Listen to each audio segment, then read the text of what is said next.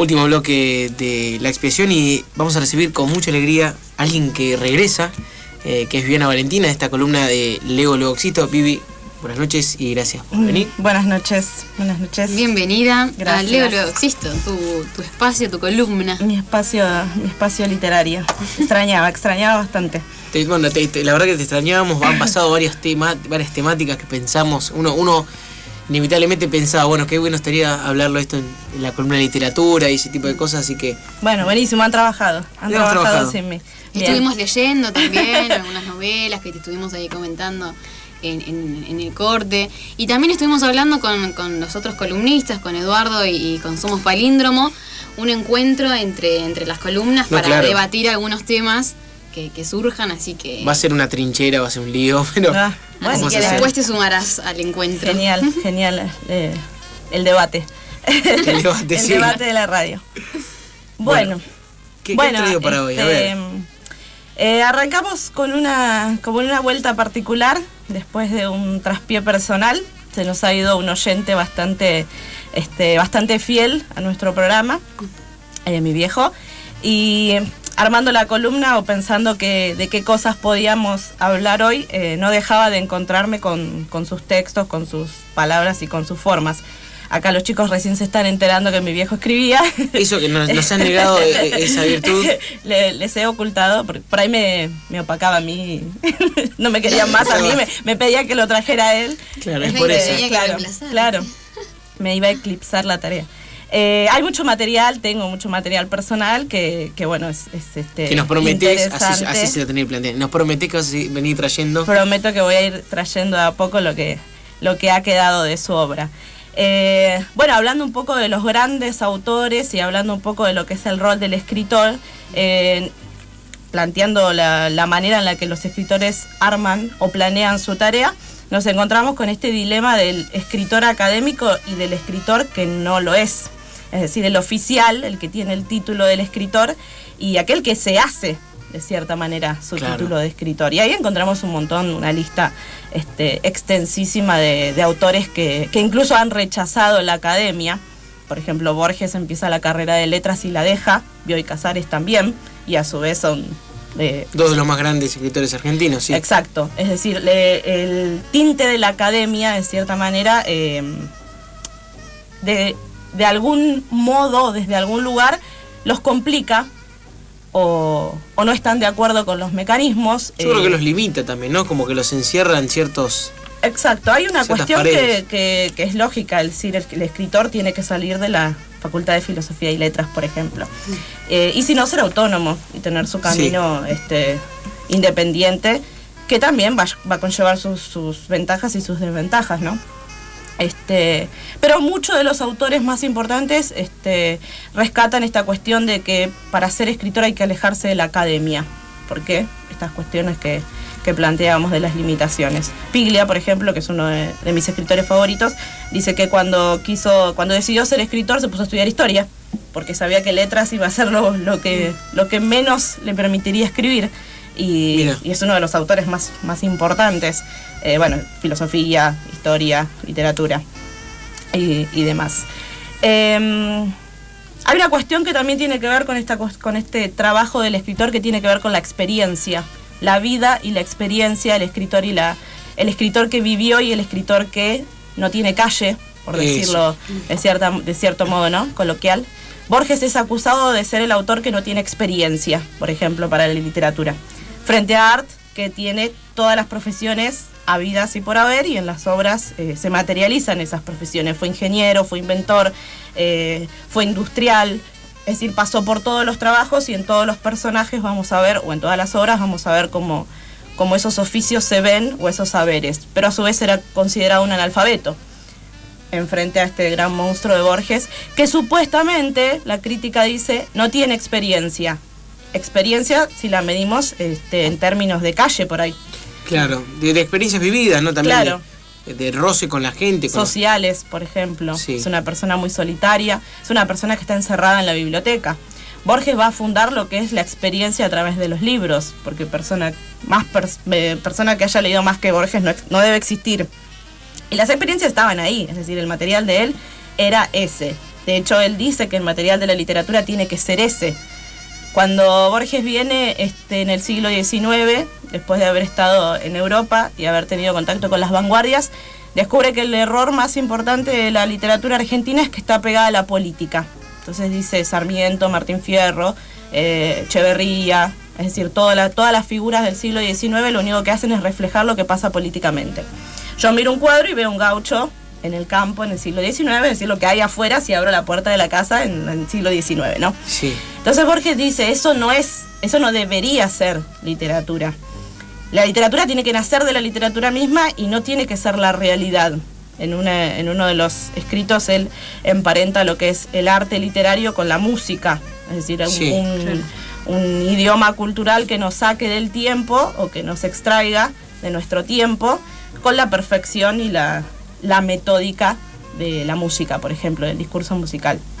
Después vamos a retomar al final cuáles son los elementos que Borges le va a dar a la literatura que tienen que ver con esta cuestión del escritor. Y como escritores metódicos, por ejemplo, en la literatura universal lo tenemos como figura más importante a Kafka, que es un autor que no ha querido escribir nada en vida, no ha querido publicar nada en vida, claro, de lo escrito, por miedo, por inseguridad y por esta necesidad de corregir todo hasta el final. Es decir, escribían una novela, tanto Kafka como Joyce tienen así el tinte de ser maniáticos de su escritura. Escriben una novela en meses y se tardan años en corregirla, por ejemplo, y no la van a publicar hasta que ellos no consideren una perfección su obra. Claro, es esa obsesión, ¿no? Que, bueno, Borges también lo nombraba vos recién y él corregía siempre sus textos, ha sacado ediciones modificando ciertas palabras o ciertas oraciones. Sí. Una obra ya terminada, una obra que por ahí era un éxito, él la volvió, no me acuerdo ahora qué cuento en especial, pero ha sacado cuentos de vuelta como reformulados, ¿no? Claro. Bueno, por ejemplo, Joyce dice que el Ulises le llevó 20.000 horas de escritura.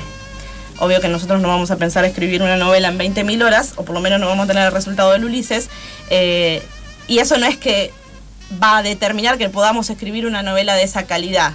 Sí. Meterle 20.000 horas al trabajo. Pero a su vez, si leemos el Ulises, vamos a encontrar esas 20.000 horas detalladas del autor trabajando sobre ella, corrigiendo y demás. O en el caso de Kafka, que pide que sus obras después de muerto no se publiquen, y afortunadamente su amigo no lo escuchó y publicó toda su obra. Otro autor que podemos encontrar así bastante trastornado, podría decirse, es Edgar Allan Poe. En su vida de vicio y de exaltaciones por todos lados, pudo con la novela policial, que fue el texto que él fundó, inició y desarrolló en plenitud, superar todas estas cuestiones que fueron crisis personales de escritor incomprendido. Claro, bueno, también la pasó mal Edgar Allan Poe, digo, de hecho también pasó penurias, pasó olvidos, o sea, pasó un poco de todo. Tampoco es que claro, uno cree, bueno, es un gran escritor, dice, bueno, es uno de los más importantes por ahí del siglo XIX, ¿no? 19, sí, del siglo 1800. No, el Poe 17, 18. Ah, mira. Romanticismo. Fue, claro, bueno, y es 19, Kafka. De la historia en realidad, sí, Allan sí. Poe. Sí, bueno, pero después la mayoría de estos autores son leídos con el tiempo, es decir, sí, escriben en una época y mucho más adelante sus obras pasan a ser resignificadas. El caso de Kafka, el caso de Borges también, que o Art, por ejemplo, cuando se escribe El juguete rabioso no lo lee nadie y van a pasar como 30 años hasta que alguien diga, che, presten la atención a esta obra que es genial. Entonces no es que pertenecen no hay una fecha de nacimiento, no hay un tiempo que digamos el acta de nacimiento es porque son autores que se van a leer y se van a resignificar con el tiempo. También tenemos, por ejemplo, la figura de distintos autores o escritores que hacen de su vida una experiencia, y de esa experiencia se va a ver resaltada en las letras, ¿no? En la literatura. El caso del Che Guevara, por ejemplo, que la foto, dicen, la foto extraña y la foto inaudita, que a su vez es la foto general, que todos tienen la imagen, es que sí, mientras él no estuviera combatiendo o en la guerrilla, estaba leyendo o escribiendo. Entonces esa es la imagen salida de el guerrillero revolucionario, es decir, la historia que conocemos todo de la persona que era Ernesto Guevara, ¿no? Piglia lo nombra como el lector ideal. Hay un libro que se llama El último lector, en el que él nombra todo su camino y todo su paso a raíz del asma que él tuvo de chico. Entonces, como tenía que estar en cama, leía, y ha leído muchísimo en su infancia debido a la, no como a mí que a la enfermedad. No como a mí que me daban cualquier cosa para leer, ¿no? Mirá vos, ¿no? Pensé que para el asma. Claro. No, incluso escribió un diccionario filosófico, siendo muy joven. Esos lugares que son... Sí que son... Esos lugares que son extraños. Claro. Y tenemos, bueno, esta cuestión de la biblioteca, del lugar, Sí. del espacio extraño, a raíz de esta cuestión de la Facultad de Letras y de la Academia. Hace poquito estaba leyendo una nota de Mauricio Cartún, el dramaturgo argentino, que dice que lo que de verdad aparece en las obras son las especias con las que uno condimenta, y no es el análisis literario o académico. Para escribir hay que alejarse de lo académico. La academia es un sistema que desmenuza y los escritores necesitamos, por el contrario, aglutinar para construir una totalidad. Es decir, como gente del canon dice no vayan al canon, o por lo menos no piensen que en el canon va a estar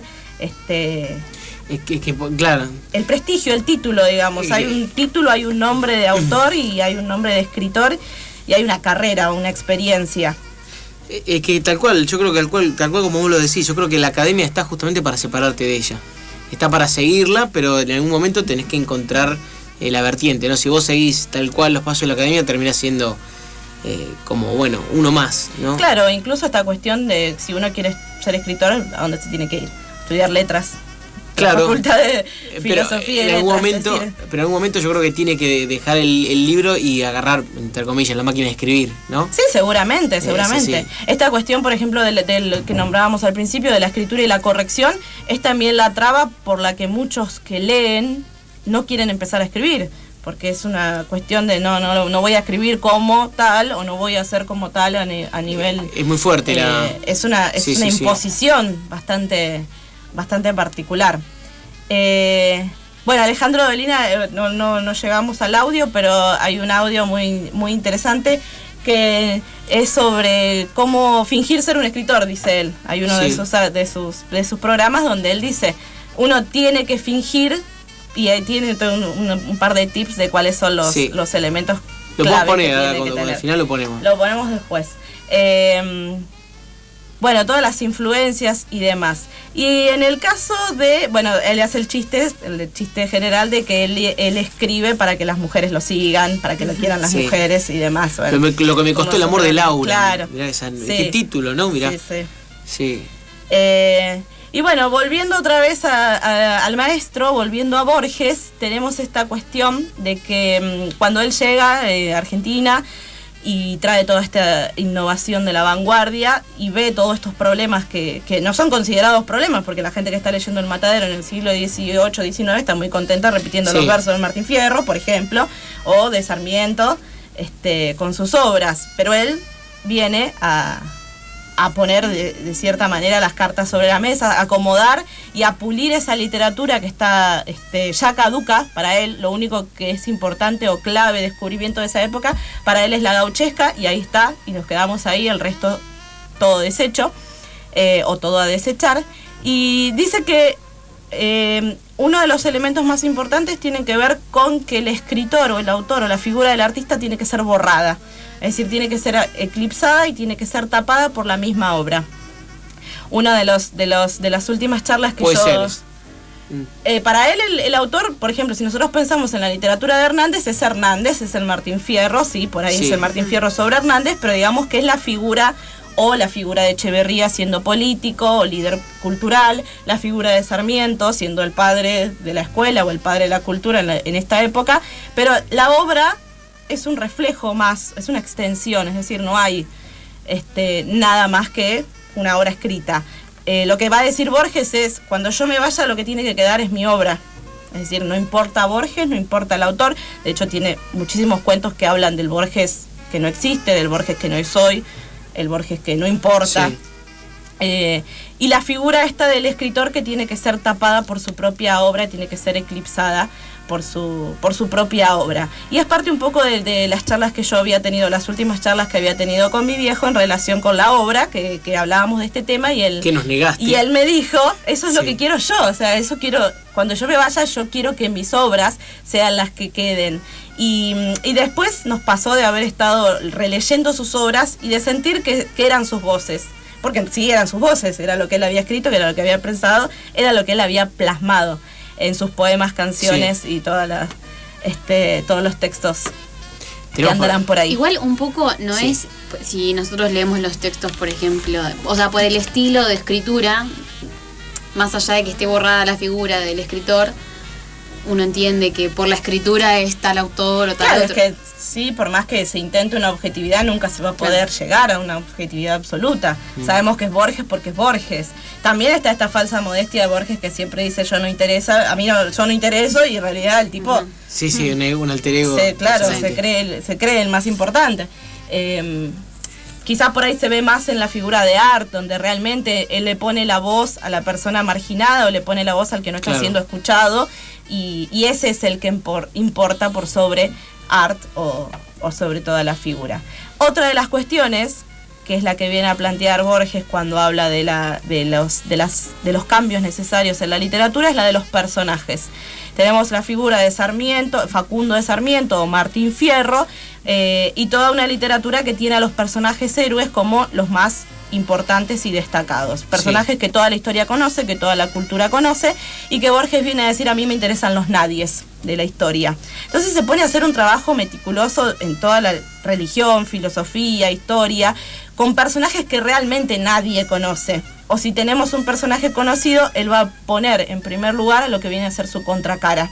Entonces está el Cruz de Martín Fierro, no nos importa Martín Fierro, nos importa Cruz. Teseo, el Minotauro, no nos importa Teseo, nos importa el Minotauro. Es decir, lo que nadie fue a escuchar, él lo va a hacer hablar.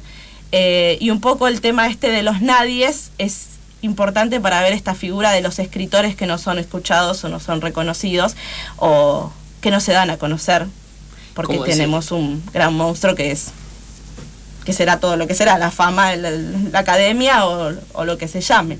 Pero bueno, tenemos para escuchar un audio, ¿no? Tenemos para escuchar uno de los últimos que lo presentes un poemas. Cachito a tu papá, que digas quién es, cómo se llama. Roberto Valentín, que nos ha dejado hace poco, pero nos ha dejado mucha de sus obras. Este es uno de los últimos poemas, no recuerdo si es el último, pero que cobró significación a partir, de los últimos tiempos que lo tenían medio pachucho, y que creemos que lo escribió hace un tiempo largo, y cada vez que lo recitaba, porque además recitaba, se convirtieron en obras mucho más intensas.